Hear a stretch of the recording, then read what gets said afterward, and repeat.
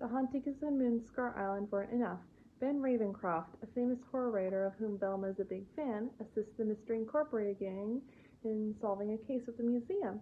Afterwards, Ben invites the gang to his own town of Oakhaven, but when they arrive there, they find the town has been built up by its mayor into a tourist attraction, complete with a replica of the town in the 17th century and a supposed ghost of a witch who haunts the town.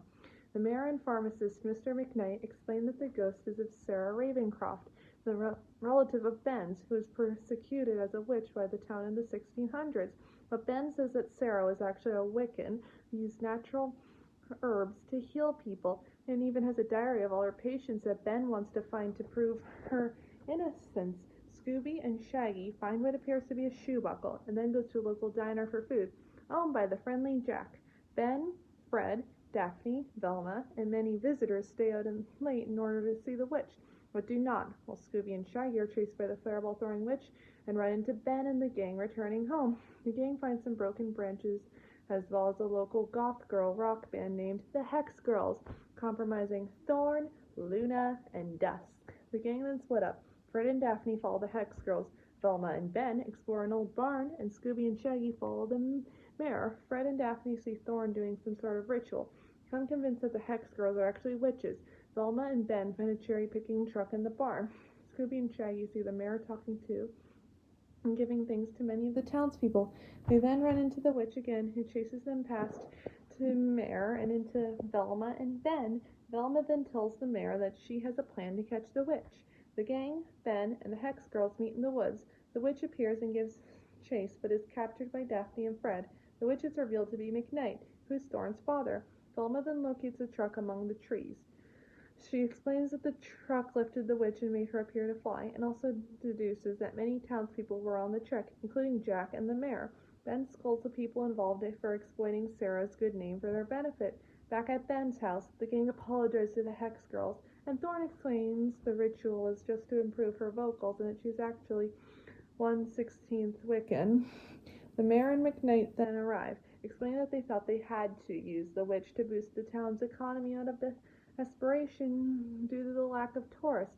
They then confess they did find the head marker of Sarah's grave, but still don't know where the grave is located. But what then remembers that the buckle Scooby found and realizes it is actually the lock on Sarah's diary and Ben's painting of her.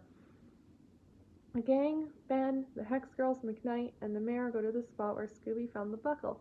Scooby digs deeper and discovers a chest. Excited Ben opens the chest to find not a diary, but a manual of sorcery. It explains to a horrified Mystery Incorporated that Sarah was indeed a witch who imprisoned her own book by Wiccans, and that he created the case at the museum in order to meet the gang so that he could find the book for him. Becoming insane with his new magical powers derived from the book, Ben captures McKnight, the mayor, and the Hex Girls, who are resurrecting Sarah. But Sarah's ghost rejects Ben's idea of ruling the world together, and instead wants to destroy it as a retribution. Betrayed and horrified by this, Ben attempts to imprison Sarah back into her book, and says only a Wiccan can return her. Velma then gets an idea and frees Thorn, Dusk, and Luna, and asks Thorn to read the spell because only Wiccans imprison Sarah, and sends Scooby and Shaggy to get the book. A fight for the book ensures. The gang tries to get it many times, but Sarah's ghost keeps throwing pumpkins, trees, and even a turkey into monsters to stop them. Eventually, the gang obtains Sarah's book, each throwing it to another person when they get captured, until it reaches Thorn. Thorn reads the spell, sending Sarah and Ben, whom she grabbed hold at the last second, back into her book. A burning branch falls onto the book, disintegrating it. Scooby's gang then free the other victims, and the witch's monsters turn back to normal, except for the enormous turkey. The town can use it as a tourist attraction, replacing the destroyed Puritan village. Later that night, the Hex Girls and the gang give a concert to the townspeople. The tourists helped raise money to repair the damage.